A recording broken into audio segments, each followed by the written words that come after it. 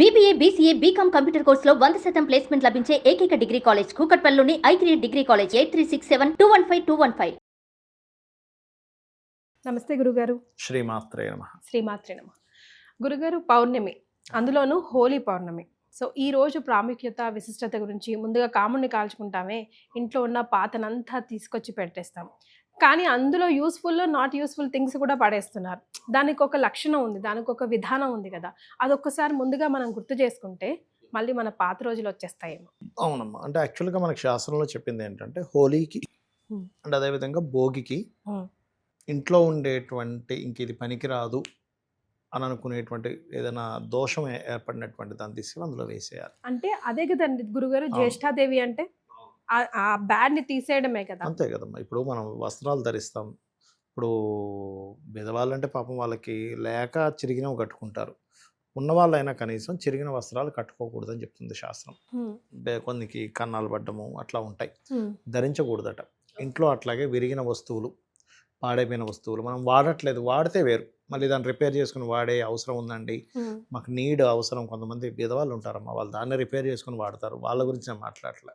కానీ ఇంట్లో చాలామంది తెలియక ఏం చేస్తారంటే కుర్చీ ఉంది విరిగిపోయింది, దాన్ని అట్లా మూలన పెడుతూ ఉంటారు. అది ఏ జోన్లో అయితే పెట్టారో, ఇంట్లో మొత్తం మనకి 16 జోన్స్ ఉంటాయి. అది ఏ జోన్లో ఆ వస్తువుని మీరు విరిగిపోయిన వస్తువుని పెట్టారో తత్సంబంధించిన కారకత్వం పాడవుతుంది. అంటే ఉదాహరణకి వెస్ట్లో అందరూ బరువులు పెడుతుంటారు. వెస్ట్లో ఎక్కువ విరిగిపోయిన వస్తువులు పెడుతుంటే మీకు వచ్చేటువంటి బెనిఫిట్స్ కూడా సగం సగంగా వస్తూ ఉంటుంది. అంటే ఒక బిజినెస్ చేశారు, ఆ వచ్చే బెనిఫిట్ అది విరిగిపోయిన వస్తువు ఎట్లా అయితే మనకి ఎట్లా యూజ్ అవుతుందో అలాగే ఉంటుంది దాని ప్రభావం కూడా.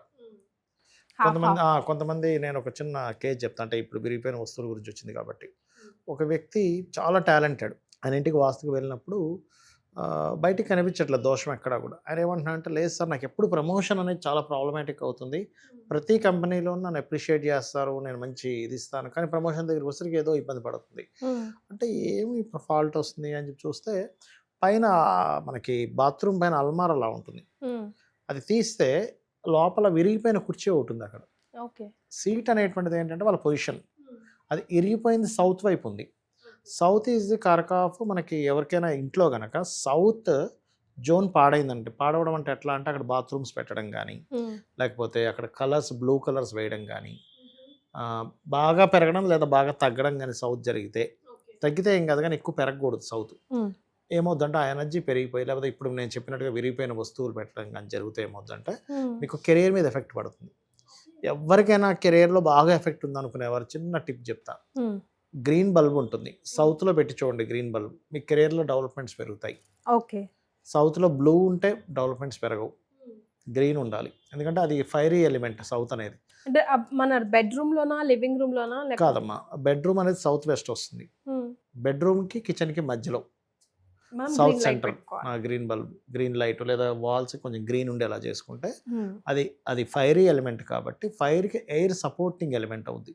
ఇప్పుడు అగ్ని వెలగాలనుకోండి ఆక్సిజన్ కావాలి, ఎయిర్ కావాలి, ఎయిర్ లేకపోతే అది వెలగదు, అంతే కదా. అట్లాగే సపోర్టింగ్ ఎలిమెంట్ అవుతుంది అది. కొంతమంది ఏం చేస్తారు, వాళ్ళకి మంచి ప్లేస్ ఉంటే మొక్కలు పెంచుకుంటారు సౌత్లో, దెన్ ఆటోమేటిక్గా గ్రోత్ ఉంటుంది. అలా అని నైరుతిలో మళ్ళీ పెంచకూడదు, మొక్కలు తీసుకెళ్ళి ప్రాబ్లమాటిక్ అవుతుంది. అలా పౌర్ణమికి ప్రత్యేకంగా మీరు ఇందాక అన్నట్టుగా హోలీ పౌర్ణమి నాడు తీసుకెళ్ళి ఆ కాముడిని కాల్చేటప్పుడు ఈ ఇంట్లో వస్తువులు కూడా తీసుకెళ్ళి, ఆ పాడైనటువంటి వస్తువులు అన్నీ కాదు, పాడైన వస్తువులు తీసుకెళ్ళి చేసేస్తాం. పౌర్ణమి రోజు ప్రత్యేకంగా మనకి ఏంటంటే అమ్మవారి ఆరాధన. పొద్దున్నప్పుడు మీరు హోలీ ఆడుతున్నారు, రంగులు పూసుకుంటారు, అవన్నీ ఒక ఎత్తు అయితే, సాయంత్రం పూట ఖచ్చితంగా లలితా సహస్రనామాల్ని ఎక్కువగా పఠించాలి. ఇప్పుడు ఇందులో కూడా సంపుటీకరణ అంటారు. ఇప్పుడు కొంతమందికి ఉద్యోగం రావట్లేదు, లలిత సహస్రనామాలు ఒక్కొక్క నామం చేస్తూ ఇప్పుడు శ్రీమాత శ్రీ మహారాజ్ని శ్రీమత్ సింహాసనేశ్వరి నమః, చిదగ్నికుండ సంభూత దేవకారి సముద్యత ఉద్యద్భాను సహస్రాభ, ఇలా 1 by 1 ఉంటుంది కదా.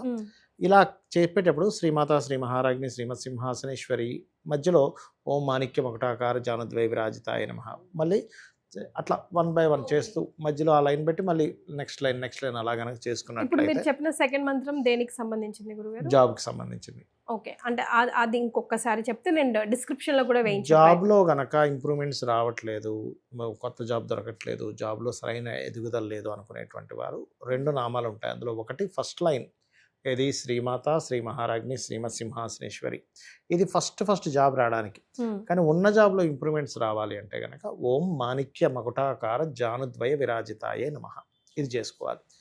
మరి కొంతమందికి అప్పులు ఉంటాయి, ఈ సంపుటీకరణలో చేసుకోవచ్చు. అంటే ఇలాగా ఓం అపర్ణాయే నమః లలితాసహస్రనామాలు చేస్తూ శ్రీమాత, శ్రీ మహారాజ్ని, శ్రీమత్ సింహాసనేశ్వరి, ఓం అపర్ణాయ నమః చిదగ్నికుండ సంభూత దేవకారి సముద్యత ఓం అపర్ణాయ నమః అట్లా చేసుకోవచ్చు. దీన్ని సంపుటీకరణ అంటారు.